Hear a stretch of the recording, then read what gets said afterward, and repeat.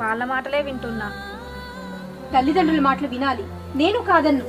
కానీ ఏది మంచో ఏది చెడో తెలుసుకునే వయసు అయితే నీకుంది కదా, నువ్వెందుకు ఆలోచించావు? వాళ్ళ మాట కాదని పోతే నాకేం విలువ ఉంటుంది మేడం?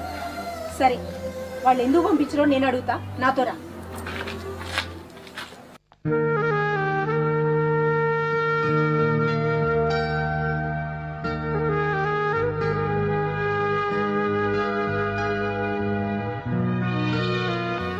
ఎటువైనవే?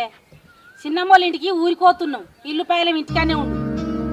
మీ కూతురు వచ్చి ఇన్ని రోజులైతుంది, ఆమెను అత్తగారింటికి పంపించాలన్న ధ్యాసే లేదా మీకు? మీరు మాత్రం ఊళ్ళు పల్లెలు చుట్టాలని తిరుగుతున్నారు.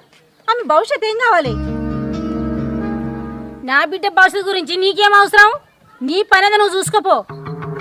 మా ఇంట్లో జోక్యం చేసుకోకు, నువ్వు ఊరిన పనులు మత్తుకున్నాయి, చేసుకోపాడా. నాకంటే వయసులో పెద్దవాళ్ళని మీకు మర్యాద ఇచ్చి మాట్లాడుతున్నా.